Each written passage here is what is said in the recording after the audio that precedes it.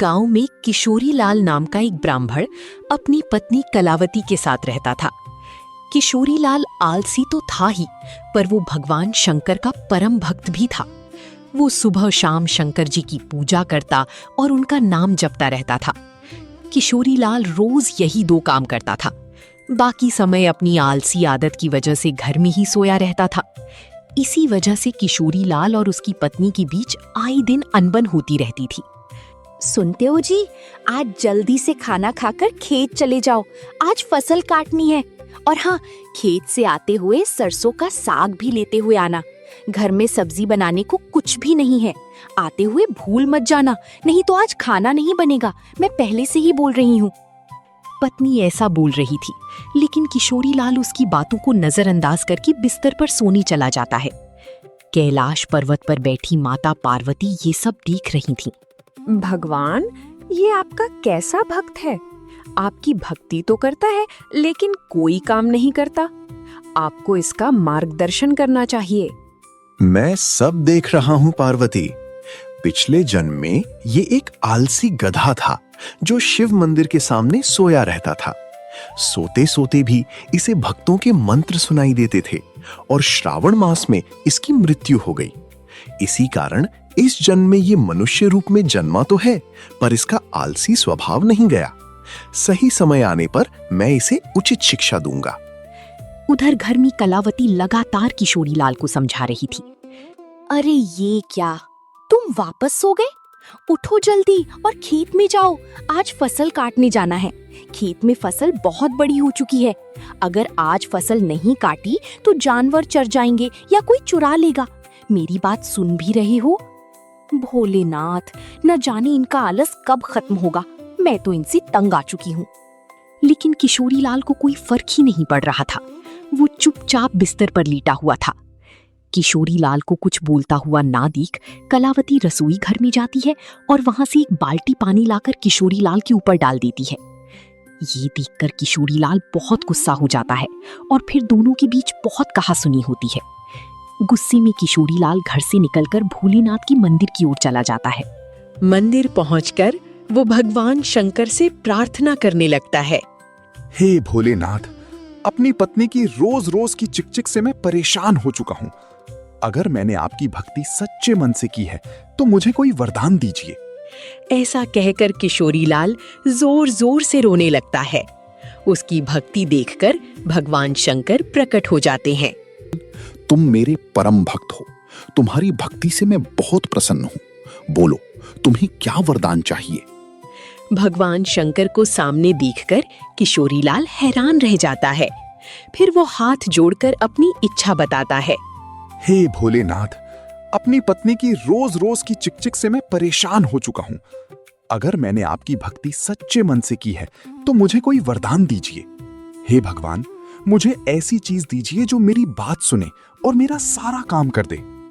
ठीक है, ये लो मेरा एक छोटा सा त्रिशूल। इस त्रिशूल को तुम जिस चीज पर भी रखोगे वो अपना काम खुद ही करने लगेगी और काम खत्म होने के बाद ही रुकेगी। लेकिन ध्यान रहे, अगर तुमने काम करते हुए किसी चीज को मना किया तो ये त्रिशूल हमेशा के लिए गायब होकर मेरे पास वापस आ जाएगा। इतना कहकर भगवान शंकर अंतर्ध्यान हो जाते हैं। किशोरी लाल उस त्रिशूल को पाकर बहुत खुश हो जाता है और मन ही मन सोचने लगता है कि अब उसे कोई काम नहीं करना पड़ेगा। वो घर जाकर अपनी पत्नी को भगवान शंकर के दिए हुए वरदान के बारे में बताता है। धीरे धीरे कुछ दिन गुजर जाते हैं और किशोरी लाल उस त्रिशूल की मदद से सारे काम बिना मेहनत किए करने लगता है। एक दिन उसे चाय पीने की इच्छा होती है। वो चाय के बर्तन पर त्रिशूल रखकर कहता है, मुझे एक कप चाय बना दो। इतना कहते ही पतीले में अपने आप दूध, चीनी और चाय पत्ती गिरने लगती है और कुछ ही देर में गर्मा गर्म चाय बनकर उसके सामने आ जाती है। इसी तरह वो हर काम में भगवान शंकर के दिए हुए त्रिशूल का इस्तेमाल करने लगता है। एक दिन उसे बगीचे में पानी देना था। उसने पाइप पर त्रिशूल रखा। पाइप, इन फूलों पर अपने आप पानी डाल दो। इतना कहकर किशोरी लाल घर के अंदर जाकर सो जाता है। तभी अचानक बिजली चली जाती है और पंखा बंद हो जाता है। पंखा, मुझे बहुत गर्मी लग रही है, जब तक बिजली नहीं आती मुझे हवा करते रहो। किशोरी लाल के इतना कहते ही हाथ वाला पंखा अपने आप चलने लगता है और उसे हवा देने लगता है। इस तरह वो बिना हाथ लगाए सारे काम आसानी से कर लेता था। फिर एक दिन किशोरी लाल को बहुत भूख लगी और उसका मन अच्छे अच्छे पकवान खाने का हुआ। वो खाना खाने बैठा और सोचने लगा, काश खाना भी अपने आप मेरे मुंह में आ जाए ताकि मुझे हाथ भी ना चलाना पड़े। अच्छे अच्छे पकवान मेरे मुंह में अपने आप आ जाओ। इतना कहते ही तरह तरह के पकवान, मिठाइयाँ और स्वादिष्ट व्यंजन अपने आप उड़कर किशोरी लाल के मुंह में जाने लगी। किशोरी लाल बड़े मजे से उन पकवानों का आनंद लेने लगा। पर ये मजा कुछ देर तक का ही था। थोड़ी देर में किशोरी लाल का पेट भर गया और अब वो एक निवाला भी नहीं खा पा रहा था। लेकिन खाना था कि रुकने का नाम ही नहीं ले रहा था। प्लेट से तरह तरह के व्यंजन निकलकर लगातार उसके मुंह में जा रही थी। ये देखकर किशोरी लाल बहुत परेशान हो गया। जैसे ही वो खाने को रोकने के बारे में सोचता, उसे भगवान शंकर की बात याद आ जाती। अगर तुमने काम करते हुए किसी चीज को मना किया तो ये त्रिशूल हमेशा के लिए गायब होकर मेरे पास वापस आ जाएगा। भगवान शंकर की बात याद आती ही किशोरी लाल डर गया। वो खाना भी रोकना चाहता था और वरदान भी खोना नहीं चाहता था। इसी परेशानी में वो जोर जोर से चिल्लाने लगा। उसकी आवाज सुनकर कलावती रसोई घर से बाहर आती है। किशोरी लाल की हालत देखकर वो हैरान रह जाती है। अरे ये क्या हो रहा है? इतना सारा खाना अपने आप तुम्हारे मुंह में कैसे जा रहा है? जल्दी इसे रोको, नहीं तो तुम्हारी तबीयत खराब हो जाएगी। लेकिन किशोरी लाल भगवान शंकर के दिए हुए वरदान को खत्म नहीं करना चाहता था। वो डर रहा था कि अगर उसने खाने को रोकने के लिए कहा तो त्रिशूल हमेशा के लिए गायब हो जाएगा। पर आखिरकार उससे सहन नहीं हुआ। रुक जाओ। इतना कहते ही खाना आना तुरंत बंद हो गया। लेकिन उसी पल भगवान शंकर का दिया हुआ त्रिशूल भी गायब हो गया। त्रिशूल को अपने पास ना देखकर किशोरी लाल बहुत दुखी हो गया। अब वो कुछ भी नहीं कर सकता था।